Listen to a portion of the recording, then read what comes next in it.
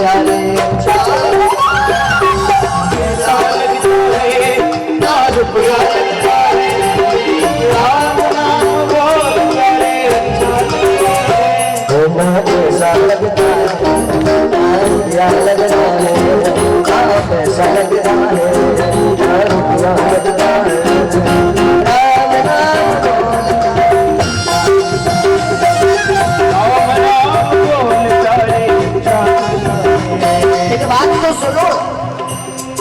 एक बात तो सुनो, आने वाला समय है वो, उस चांद को ना बड़ा गुरूर है, उस चांद को ना बड़ा गुरूर है।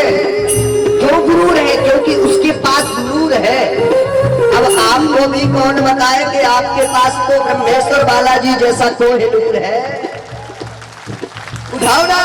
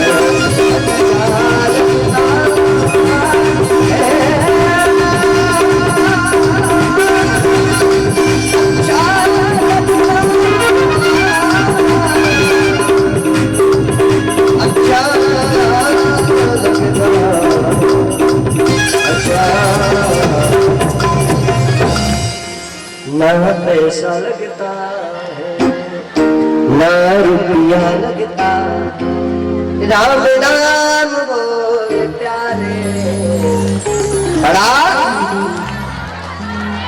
बोलो राधे राधे। अरे एक बार जोरदार बोलो ना, आनंद आ जाए। बोलो राधे राधे। अरे आप लोगों की आवाज छतरपुर तक तो जाना चाहिए। अरे 20-30 किलोमीटर तो है, अगर आधा किलोमीटर के हिसाब से जाएगी तो आराम से पहुंच जाएगी वो आवाज। कम से कम हनुमान टोरिया तक, हनुमान जी तक तो पहुंचना चाहिए। बोले हनुमान जी महाराज की।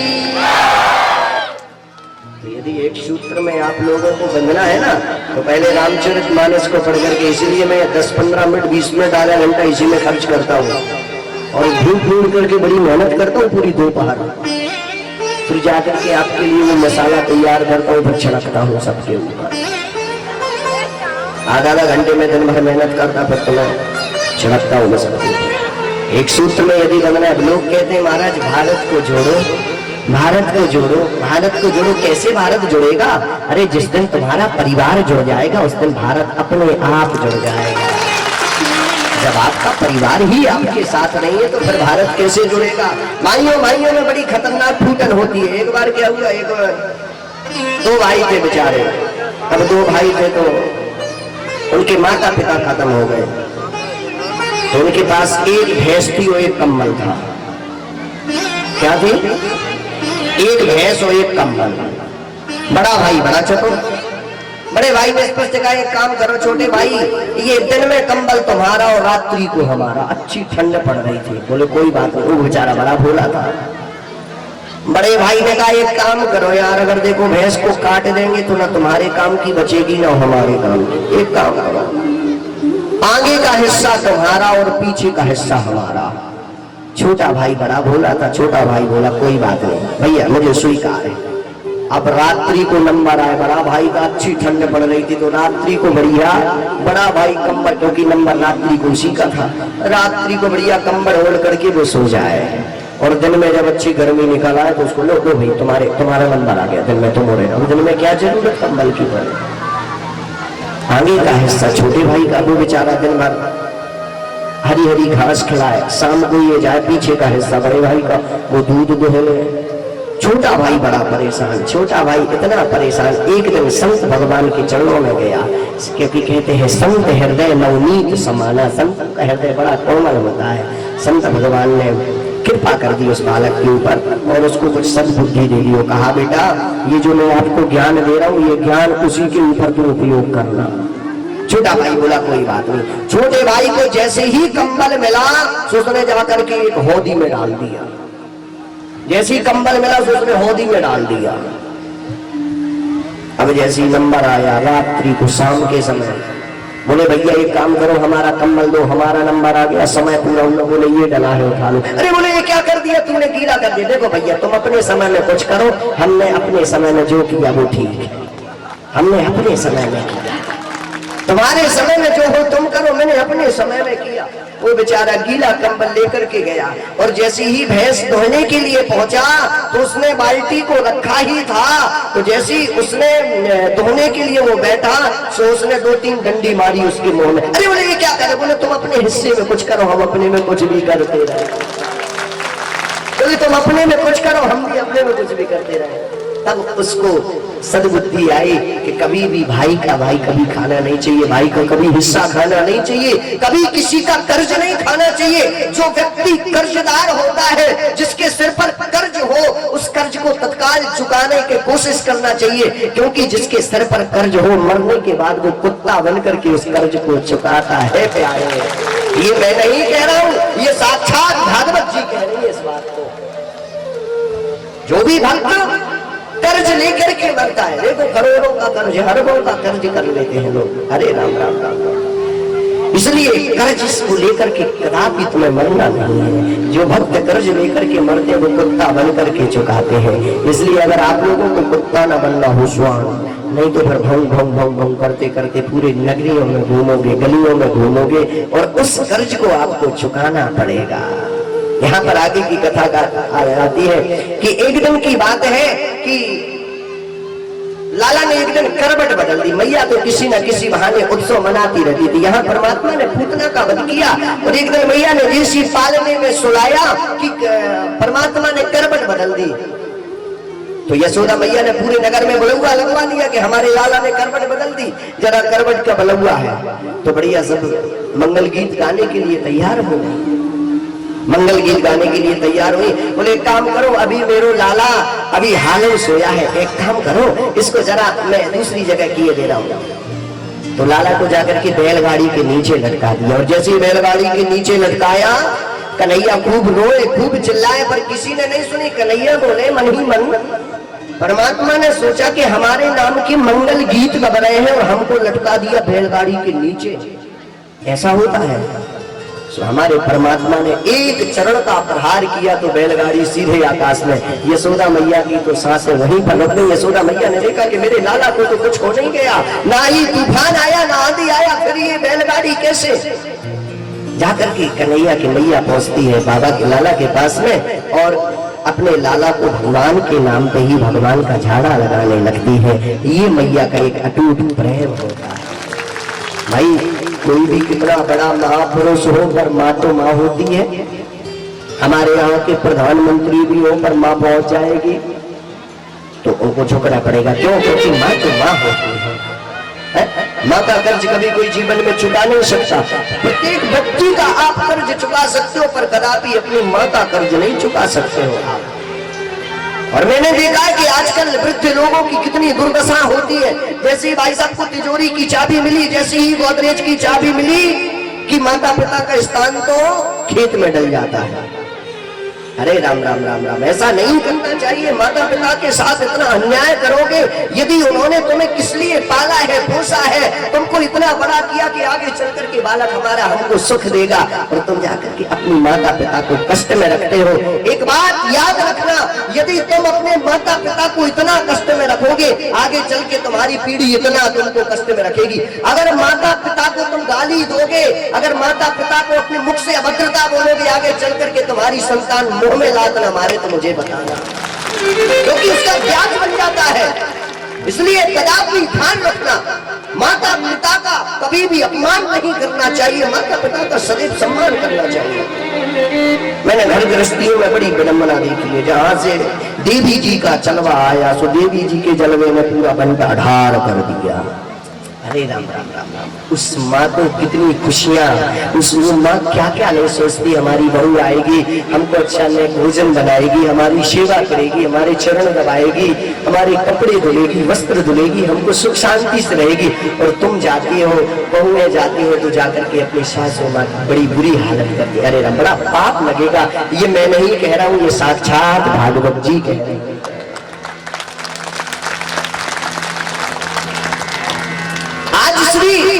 यशोदा मैया परमात्मा के नाम पे परमात्मा को ही झाड़ा लगाने लगे। ये परमात्मा की कितनी बड़ी कृपा है। परमात्मा ने कई दैत्यों का वध किया, तृणावर्त नाम का उद्धार किया, भगवान ने कई दैत्यों का संहार किया। इस कथा को इसलिए जरा संक्षिप्त में ले रहे हैं क्योंकि समय का भी बड़ा अभाव है।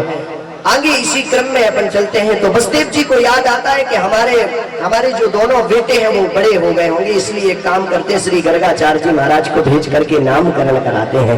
गर्गाचार्य जी जाते हैं, गर्गाचार्य जी जैसे ही पहुंचते हैं, नंद बाबा बड़ा भारी स्वागत गर्गाचार्य जी का करते हैं। गौशाला में ले जा करके गायों माता का दर्शन कराते हैं और गर्गाचार्य जी कहते हैं कि बाबा, जब से दो बालकों ने हमारे यहाँ पर जन्म लिया है तब से कोई ना कोई उत्पात होता रहता है। एक काम करो बाबा, कुछ ना कुछ उपाय कर दो सुख शांति के लिए। बाबा ने, गर्गाचार्य जी महाराज कहते हैं नंद बाबा से कि बाबा, आखिर तुम अपने दोनों बालकों का नाम तो बताओ। वो कहते हैं कि महाराज नाम तो हमें पता नहीं है, अगर तुम आए हो तो नामकरण करके ही जाओ। तो दोनों माताओं से कहते हैं, रोहिणी से और यशोदा से, कि दोनों पुत्रों को लेकर के तुरंत गौशाला पहुंचिए। अब सीधे गौशाला के लिए जाते, रोहिणी ने सोचा मन ही मन, यशोदा से कहा कि अरे बहन, आजकल हमने इन बाबा का बड़ा नाम सुना है, हमने इन बाबा का बड़ा नाम सुना, चलो इनकी परीक्षा लेते हैं। तो जो रोहिणी का पुत्र था वो यशोदा का दे दिया और जो यशोदा का पुत्र था वो रोहिणी को दे दिया। बोले अगर ये असली पंडित होगा तो ये एक बार में ही बता देगा कि भैया यशोदा की गोद में रोहिणी का पुत्र है और रोहिणी की गोद में यशोदा का पुत्र है। परीक्षाएं तो सभी जगह ली जाती हैं। अभी देखना तुम, अभी मुझे दरबार में बैठने दो तो नेका नेक परीक्षाएं होंगी, लेकिन कोई बात नहीं, अगर आप परीक्षार्थी भी होंगे तो मैं परीक्षा के लिए बैठा हूँ, जय जय श्री राधे ही करके जाऊंगा मैं आपके, मुझे कोई दिक्कत नहीं। आचार्य जी से मेरी प्रार्थना है, आप भी जरा 2 मिनट समय दे करके जाए दिव्य दरबार में, मेरा आपसे करबद्ध प्रार्थना है, आशीर्वाद आपका बना रहे। आप भी जरा 2-4-5 पर्चे देख करके ही जाए ताकि आपका आशीर्वाद भी मिले। और मैं चाहता हूँ होना भी चाहिए। यदि आपको नहीं है विश्वास कि ये सही है तो उस पर टोको, एक बार नहीं 50 बार टोको। क्योंकि हमारे भारत में कई पर्चे बनाने वाले तैयार हो गए और एकदम नकली रिक्त स्थान भरने वाले हैं, टोटल रिक्त स्थान भरते, खाली स्थान भरते। ऐसे लोगों की पूज्य गुरुदेव भगवान ने अभी एक शास्त्रार्थ रखा था, उस शास्त्रार्थ में कोई नहीं पहुंचा। पूज्य गुरुदेव भगवान ने इनाम भी रखा था कि मैं 11 लाख रुपए का इनाम दूंगा और अपनी बगल से गद्दी पर बैठाऊंगा, और कोई वहां पर कोई भी सरकार नहीं पहुंची। 4 लोगों को छोड़ करके गुरुदेव ने कहा था कि जो मेरे शिष्य हैं, हाथीवान जी महाराज की कृपा से दरबार लगाते हैं, उनको छोड़ करके जितने भी विश्व में दरबार लगाते हैं सबको मेरी ओर से निमंत्रण है, पर कोई नहीं पहुंचा। परीक्षा का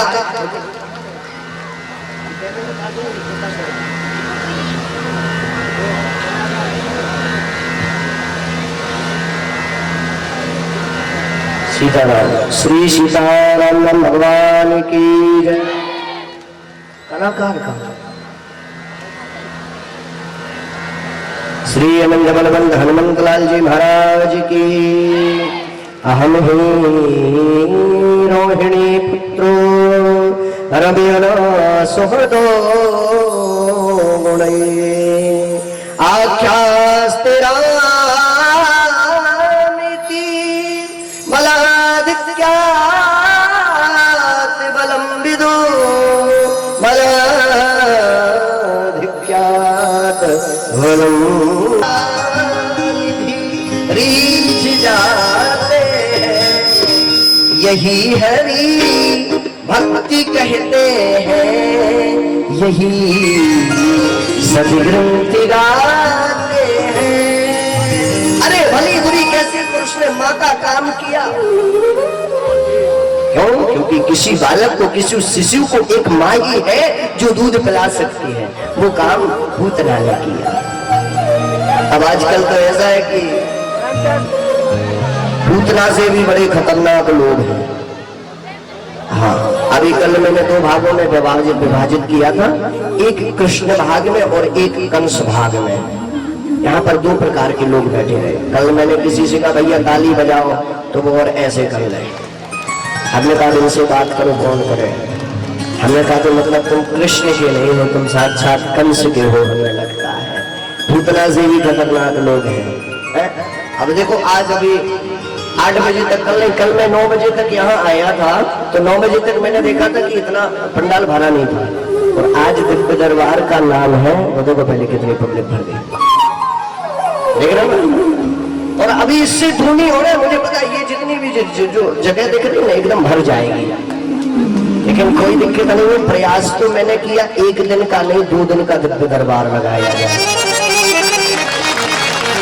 आप लोग चाहते नहीं है क्या? आज तो पूज्य आचार्य जी ने भी मुझे आदेश कर दिया था। हाँ, पूज्य आचार्य जी ने आदेश कर दिया था। मैं आज ही मेरी भेंट हुई है, और आचार्य गणों से तो मेरी भेंट नहीं हो पाई है, पर आज महाराज जी श्री का दर्शन हुआ। प्रसाद पाने के लिए महाराजपुर में मिले तो दर्शन हुआ, तो महाराज जी ने कह दिया था कि भैया दरबार कब लगाना है। महाराज जी बोले तुमने यार मऊ ग्राम में, छोटे से ग्राम में बड़ी पब्लिक जोड़ ली। हमने कहा महाराज ये सब आपका ही आशीर्वाद है, आप सबन के आशीर्वाद से मैं चल रहा हूँ। ब्राह्मणों का आशीर्वाद ही मेरे साथ है। राजा बलि को जब कोई परास्त करने वाला नहीं तो नारायण प्रभु किसके उपासक है? ब्राह्मणों के। परमात्मा ब्राह्मणों के अनन्य भक्त हैं। उनके गुरुदेव भगवान ने कहा एक काम करो, अगर तुम भगवान को मानते हो कि मनाना चाहते हो, नारायण प्रभु को मनाना चाहते हो, तो ब्राह्मणों के अनन्य उपासक हो जाइए आप। तो ब्राह्मणों की पूजन, ब्राह्मणों का अर्चन तो साक्षात परमात्मा ने किया है। तो ऐसे श्री पूज्य महाराज जी श्री का आदेश लगा, और आज ही दिव्य दरबार का था। वो तो पता नहीं, साक्षात हनुमान जी के रूप में उन्होंने बोल दिया कि जाओ दिव्य दरबार लगाओ, आनंद आएगा। हमने भी कहा दिव्य दरबार तो लगना ही बड़े आनंद का विषय है। आज रामचरितमानस की एक कथा कहता हूँ। लोग कहते हैं महाराज माँ की जो पात्रता कौशल्या ने निभाई वो किसी ने नहीं। मैं कहता हूँ माँ की पात्रता जो रामचरितमानस में कैकेयी ने निभाई वो किसी ने नहीं निभाई है। जो कैकेयी ने निभाई पात्रता वो किसी ने नहीं। अरे राम जी ने स्पष्ट ही कहा था कि माँ यदि तुम मुझे प्रसन्न करना चाहती हो, तुम मुझे प्रसन्न रखना चाहती हो, तो एक काम करना, जिस दिन मेरा राज्याभिषेक हो उस दिन कहना भरत के लिए राज्याभिषेक और मेरे लिए वनवास मांग लेना माँ। वो कहते हुए अपना वचन पूरा किया। अरे अगर आपको एक सूत्र में बंधना है तो इस कथा को आपको जरूर सुनना पड़ेगा। एक सूत्र में यदि बंधना है, एक सूत्र में राम लक्ष्मण भरत शत्रुघ्न। लोग कहते हैं भरत जी बड़ा प्रेम करते थे राम जी से, कदापि नहीं। बोले लक्ष्मण जी बड़ा प्रेम करते थे, बिल्कुल नहीं। अरे जो प्रेम शत्रुघ्न लाल जी का था वो प्रेम किसी का भी नहीं था राम जी के प्रति। एक बार की बात है, राम जी गेंद खेल रहे थे, गेंद में 2 भागों में, तो एक थोड़ा सा इशारा किया लक्ष्मण की तरफ। लक्ष्मण जी को इशारा किया कि तुम थोड़ा विरोध में खड़े हो जाओ, क्योंकि जब गेंद खेली जाती तो 2 पार्टी में, एक तो पक्ष और एक विपक्ष। लक्ष्मण जी को इशारा किया। लक्ष्मण जी ने स्पष्ट कह दिया कि भैया के कभी विरोध में खड़ा नहीं हो सकता हूँ, मेरे भाई की प्रसन्नता हो अपितु ना हो, लेकिन मैं भाई के विरोध में खड़ा नहीं हो सकता हूँ। शत्रुघ्न लाल जी ने जैसे ही देखा, शत्रुघ्न लाल जी विरोध में खड़े हो गए। लोगों का कहना हुआ कि शत्रुघ्न लाल जी आपके बड़े दुश्मन है, देखो तुम्हारे विरोध में खड़े हो गए। तो राम जी कहते मेरा भाई विरोध में खड़ा नहीं हुआ, मेरा भाई मानो कहना चाहता है कि राम की प्रसन्नता के लिए मुझे शत्रुता नहीं कुछ भी करना पड़े, पर मैं अपने भैया को प्रसन्न देखना चाहता हूँ, इसलिए शत्रुघ्न लाल जी विरोध में खड़े हो गए। और जैसे ही राम जी ने चरणों का प्रहार किया गेंद की तरफ, तो वो गेंद सीधे शत्रुघ्न लाल जी की तरफ जाती है। और जो गेंद जाती है शत्रुघ्न लाल जी की तरफ, तो शत्रुघ्न लाल जी भी एक चरण का प्रहार करते वो गेंद जाती है राम जी की तरफ। किसी ने कहा बताओ राम तुम्हारा इतना बड़ा अपमान कर दिया शत्रुघ्न ने कि तुमने उस गेंद में चरणों का प्रहार किया, उन्होंने स्वयं चरणों का प्रहार कर दिया। राम जी कहते हैं शत्रुघ्न ने मेरा अपमान नहीं किया। मानो शत्रुघ्न कहना चाहता है कि अली गेंद तू राम जी के चरणों को छोड़ करके यहाँ कैसे आई? जा तू वहीं चिपक जा, राम जी के चरणों में ही तेरा उद्धार है। तू यहाँ कैसे आ रही है? एक सूत्र में बन रहा है तो हनुमान कथा सुनो, एक सूत्र में बनना है तो राम कथा सुनो, एक सूत्र में बनना है तो कृष्ण कथा सुनो, एक सूत्र में बनना है तो शिव पुराण सुनो, और एक सूत्र में नहीं बनना है तो घर घर टीवियों में नौटंकी देखते रहो। एक बात बताएं आपको,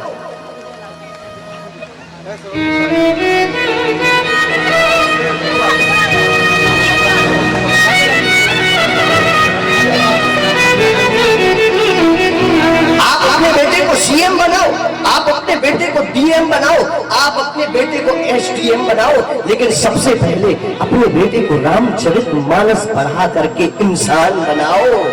सबसे पहले अपने बेटे को इंसान बनाओ। लोग कहते हैं महाराज हमारा बेटा डांसर बन गया। अगर आप चाहते हैं कि आपका बेटा राम की तरह हो, आप चाहते हैं कि आपका बेटा कृष्ण की तरह हो, तो पहले आपको कौशल्या बनना पड़ेगा, तब आपका बेटा राम बनेगा। मैंने आजकल नई युवा पीढ़ियों पर देखा कि घर घर में जाकर के टीवी देखते हैं और टीवियों में बोले आज हनी सिंह की मूवी आ रही है, बोले आज बॉलीवुड सिंगर बड़े खतरनाक आ रहे हैं इसमें। अरे तुम अपने बच्चों के सामने यदि एक्टरों को देखोगे तो तुम्हारा बच्चा देख देख देख देख करके डांसर ही बनेगा। फिर तुम मत कहना किसी से कि हमारा बच्चा डांसर बन गया है। और यदि तुम नहीं चाहते हो तो अपनी टीवियों पर रामचरितमानस लगाइए, अपनी टीवियों पर राम चर्चा करिए, कृष्ण चर्चा करिए, हनुमंत चर्चा करिए। जो भी तुम्हें करना हो सब कुछ करिए। एक बार की बात है, यहां से एक प्रश्न उठता है कि जब विश्वामित्र जी महाराज राम जी को लेकर के जाते हैं कि तुमको मेरी यज्ञ की रक्षा करनी है, तो राम जी महाराज सभी संतों की महात्माओं की यज्ञ की रक्षा करते होते, और वहीं हनुमान जी को भेज करके जो रावण यज्ञ करता है तो उनसे विध्वंस कराते हैं। राम जी से किसी ने पूछ लिया कि देखो प्रभु आप बड़ा गलत करते हैं, ऐसा नहीं करना चाहिए आपको, आप बड़ा गलत काम करते। अरे आपको सब तो एक समान है। आप जब यदि संतों की सुरक्षा के लिए है तो उन्हें वो भी तो यज्ञ करना है रावण, आप उसके यज्ञ में विध्वंस क्यों फैलाते हैं? राम जी कहते हैं हमें उसके यज्ञ से मतलब नहीं है, यज्ञ के संकल्प से मतलब है। जो विश्वामित्र जी, जो महापुरुष, जो ऋषि जन महात्मा जन यज्ञ कर रहे हैं वो विश्व शांति के लिए कर रहे हैं, और जो रावण यज्ञ कर रहा है वो विश्व अशांति के लिए कर रहा है। इसलिए हमें यज्ञ से मतलब नहीं, यज्ञ के संकल्प से मतलब है। इसी प्रकार से हमारा एक संकल्प होना चाहिए। अब आजकल संकल्प का नाम लो तो संकल्प लेंगे ही कोई नहीं। आजकल तो केवल जीवन में धन धन चिल्ला रहे हैं। मैंने आपको धन की कितनी प्यारी कथा सुनाई थी। लोग एकदम यही कहते हैं मेरा धन, मेरा धन, मेरा धन, मेरा गाड़ी, मेरा घोड़ा, मेरा ऐश्वर्य। भैया जिस दिन तुम मर जाओगे उस दिन तुम्हारे कार्ड पर स्पष्ट लिख दिया जाएगा निधन। आपके पास कोई धन नहीं है, आप निधन हैं। यदि आपके पास धन होता तो आप लेकर के जाते, लेकिन ये जो धन है, गाड़ी घोड़ा ऐश्वर्य बंगला, ये कुछ आपके साथ जाने वाला नहीं है। लेकिन जो कथा में बैठ करके कीर्तन करोगे, भजन करोगे, ये आपके साथ जाएगा। कथा में बैठ करके कीर्तन करोगे, ये आपके साथ जाएगा। इसलिए एक बात जरूर कहना, क्या ना पैसा लगता है ना रुपया लगता है, राम नाम बोल प्यारे बड़ा अच्छा लगता है। ना पैसा लगता है ना रुपया, अरे पीछे वाले, राम नाम बोल प्यारे अच्छा लगता है। ना पैसा लगता है ना रुपया लगता है, राम नाम बोल प्यारे अच्छा लगता है। ओ राम नाम बोल कैसा लगता है, ना रुपया लगता है, ना कैसा लगता है, ना रुपया लगता है। राम नाम बोल प्यारे अच्छा लगता है, राम नाम बोल प्यारे अच्छा लगता है। एक बार पीछे वाले दोनों हाथ उठा दो।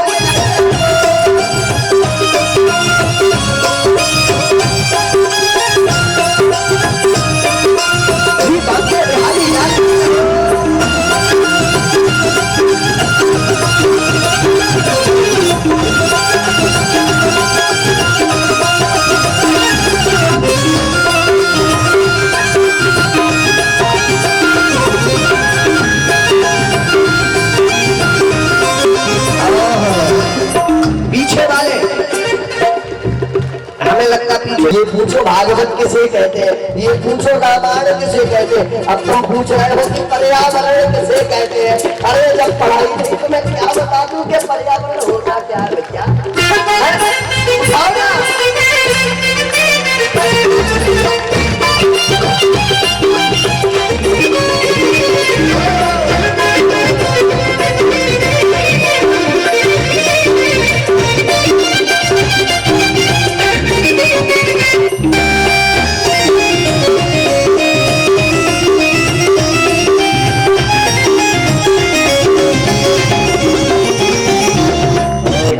यदि तुम अपने जीव को, वो भी जीव है, उसकी भी आलोचना नहीं कर रहा हूं कि कुत्ते को भोजन नहीं मिलना चाहिए। यदि कुत्ते को तुम 10 रोटी खिलाते हो तो 2 रोटी गौमाता के नाम की भी निकालना चाहिए। आप लोगों को ये ध्यान रखना, मेरी माँ मेरे भाई, दोनों माताएं गौशाला जैसे ही जाती हैं और गौशाला में जैसे ही पहुंचती श्री गर्गाचार्य जी महाराज दोनों बालकों पर जैसे ही नजर डालते हैं तो एक ही नजर में कह देते हैं, अहम ही रोहिणी पुत्रो रमणा सुहदो गुणे आख्या स्थिरा बलाधिक्या विलंबिदो बलाधिक्यात् विलंबिदो। कहा मां, अरे जो यशोदा की गोद में है वो रोहिणी पुत्र है और जो रोहिणी की गोद में है वो यशोदा पुत्र है। एक नजर में देखते ही बाबा ने कह दिया। यशोदा ने तत्काल नजरों से नजरें मिलाई रोहिणी को, बोले रोहिणी निश्चय एक नाम नहीं है। यशोदा मैया ने कहा बाबा एक नाम दे दो, मेरा बूढ़ा शरीर में बोले कैसे पाले। बोले ना, इनका एक नाम नहीं है, इनके कई नाम हैं। कृष्ण, गिरधर, मुरारी, गोपाल सहस्रनाम, विष्णु सहस्रनाम, एक नाम नहीं है। इनके नाम अनेक अनुपा, इनके अनंत नाम है, कई नाम है। यशोदा मैया ने कहा बाबा मुझे ठीक ठाक सा नाम दे दो। तो श्री यशोदा मैया के बालक को जैसे ही गर्गाचार्य जी देखते कहते हैं, आकृष्टि थी कृष्णा, ये बालक जिसकी तरफ एक बार देख लेगा मोहित हो जाएगा, इसलिए इसका नाम रखते हैं कृष्ण। श्री यशोदा मैया के पुत्र का नाम रख दिया कृष्ण और रोहिणी के पुत्र का नाम रख दिया बलराम। कृष्ण और बलराम, बोलो कृष्ण बलराम महाराज की जय हो। मैया ने कहा 80 साल की आयु हो गई, ना तो हमसे कृष्ण कहने में जीभ लौटेगी ना बलराम कहने में, इसलिए कृष्ण का नाम रख दिया कलुआ और बलराम जी का नाम रख दिया बलुआ। बोले कलुआ बलुआ बढ़िया है। बोले कृष्ण बलराम कहने में हमारी जीभ नहीं लौटेगी, तुझे कलुआ बलुआ रख दो। तो दोनों कृष्ण और बलराम दोनों का नामकरण करके यहाँ पर आगे परमात्मा माखन चोरी की लीला करते हैं। सभी मित्रों को बुला करके कहते हैं कि आज तक हमने ब्रज में बड़ा आनंद लिया, चलो आज माखन की चोरी करते हैं, जरा चोरी चोरी खेलते हैं। मित्रगण कहते हैं एक बात बता कन्हैया, आज तक हमारे बाप दादाओं ने कभी चोरी नहीं की, तो हमें चोरी करना सिखाएगा। अरे बोले खाने पीने की कोई चोरी नहीं होती है, इसलिए एक काम करो चोरी करना सीखते हैं। सभी अपने अपने घरों में चोरी करते हैं, कुछ सफल होते हैं, कुछ विफल होते हैं और कुछ मार भी खाते हैं। जिन बालकों ने मार खाई कन्हैया को आकर के समय कहते कन्हैया बाप दादा ने कभी चोरी नहीं की और आज जीवन में पहली बार चोरी की है और पहली बार में हमारी माता जी ने इतने लठ मारे हमारी पीठ में कि मेरी पीठ लाल कर गई। कन्हैया कहते हैं तुम सब पागल हो, तुम सबको ज्ञान नहीं है, एक काम करो मैं एक विद्यालय खोलता हूँ, उस विद्यालय में तुम सब एडमिशन करा लो। कन्हैया ने उस विद्यालय का नाम रख दिया बाल गोपाल चोर विद्या प्रचार प्रसार मंडल, और बोले उसके मैं अध्यक्ष बना जा रहा हूं। कन्हैया ने एक विद्यालय खोल करके एकदम बढ़िया विधिवत तरीके से विद्यालय खोल दिया। आगे परमात्मा ने माखन की चोरी की, कई व्यक्तियों का संहार किया। एक बार की बात है कि दीपावली का सुंदर दिन था। दीपावली के सुंदर दिन पर कन्हैया ने अपनी माँ से कहा, माँ मुझे भूख लगी है। कन्हैया ने कहा, बेटा थोड़ा रुक जा, मैं ताजा मक्खन अभी तुझे निकाल करके देती हूँ। कन्हैया को रहा नहीं गया तो कन्हैया ने छीके पर लटकी हुई मटकी पर एक पत्थर का प्रहार कर दिया और वो मटकी फूट जाती है। माँ कहती है, कन्हैया अभी तक तो तूने बाहर चोरी की, आज तो तू घर में ही चोरी करने लगा। तो आगे आगे कन्हैया और पीछे पीछे कन्हैया की माँ। जब कन्हैया ने देखा कि पसीने से मेरी माँ लथपथ हो गई तो कन्हैया माँ के चरणों में पहुंच जाते हैं और माँ उखल से बांधने लगती है तो 2 अंगुल रस्सी कम पड़ जाती है। और जब देखा कि माँ के ऊपर दया आती है कन्हैया को तो उखल से लग जाते हैं। जब काफी समय हो जाता है, यशोदा मैया नहीं छोड़ती हैं तो उखल समेत 2 जड़ वृक्षों का कन्हैया कल्याण करते हैं। और नंद बाबा देखते हैं, नंद बाबा ने देखा कि जब से कृष्ण और बलराम का जन्म हुआ तब से कोई ना कोई उत्पात होता रहता है। अब हमको गोकुल में नहीं रहना है, गोकुल को छोड़ करके जाना है। तो तुरंत ही हमारे बाबा को याद आता है कि चलना कहाँ चाहिए। कि वनम वृंदावन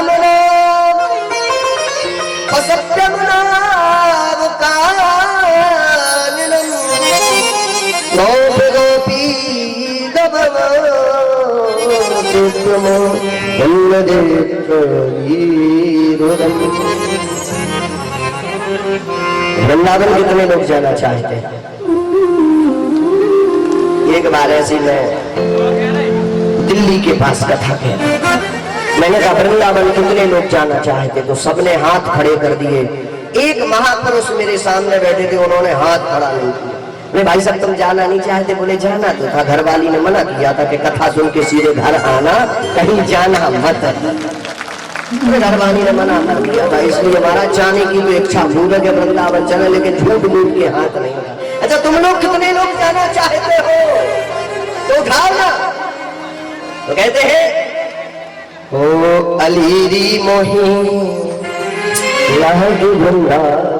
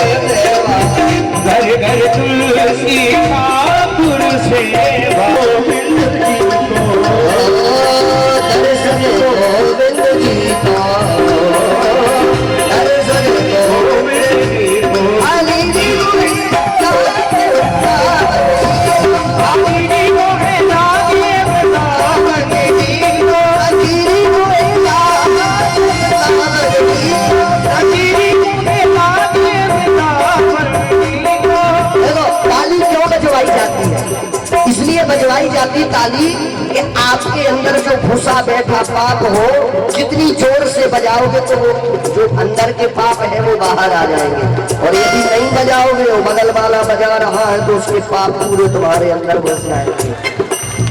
इसलिए बगल वाले की कसम है अब तो मैंने पटना खूब लिपटो, बगल वाले को तो बचाओ ना।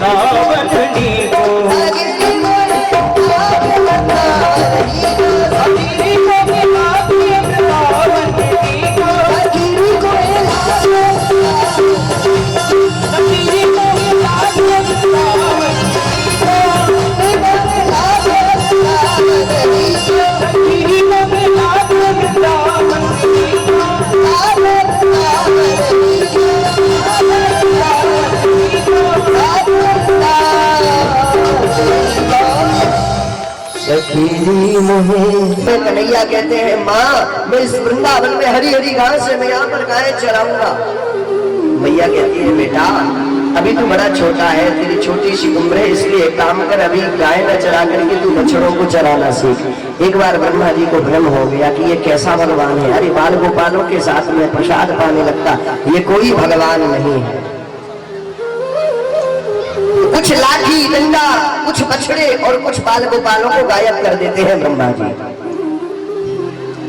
तो हमारे परमात्मा श्री कृष्ण स्वयं उतने लाठी डंडा बन जाते हैं, स्वयं उतने बाल गोपाल और बछड़े बन जाते हैं। मानो ब्रह्मा जी किसे कहना चाहते हैं कन्हैया के अरे ब्रह्मा जी तुमने सृष्टि की रचना की लेकिन तुम्हारी रचना हमने उस भ्रम में मत रहो, इसमें मत पड़ो। अरे ब्रह्मा जी इसमें मत पड़ो। हमारे एक बात बड़ी विचारणीय है, हनुमान जी की कथा भी सुनो तो हनुमान जी के बड़े सुंदर सुंदर रोल रहे रामचरितमानस में, और भागवत में श्री कृष्ण के भी बड़े सुंदर सुंदर रोल रहे। जैसी कन्हैया के लिए छिछोली पंक्ति करते थे कन्हैया, उसी प्रकार से हनुमान जी को कोई छोटा सा काम बताए तो इतना बड़ा काम करके आते थे। राम जी ने एक दिन पूछा यार हनुमान जी हमने तुमको भेजा था लंका एक खबर लेने के लिए, तुमने पूरी लंका को जला दिया। बोले महाराज हमने नहीं जलाया, ये सब आप सबका आशीर्वाद है। राम जी बोले तो किसने लंका को जला दिया? बोले महाराज मैंने नहीं जलाया, मैं तो बड़ा सीधा साधा भूला भाला आपका चरणों का सेवक हूँ। बोले देखो यार हनुमान जी तुमने गलत किया, लंका को जला करके उस रावण को पूरा नष्ट कर दिया तुमने। हनुमान जी बोले महाराज देखो सीता जी के संताप ने और राम जी के प्रताप ने, सीता जी के संताप ने और राम जी के प्रताप ने, और ब्राह्मणों के श्राप ने, रावण के पाप ने और हमारे पाप ने लंका को जलाया। मैंने नहीं जलाया महाराज, मुझ में क्या ताकत है कि मैं लंका को जला सकता हूँ?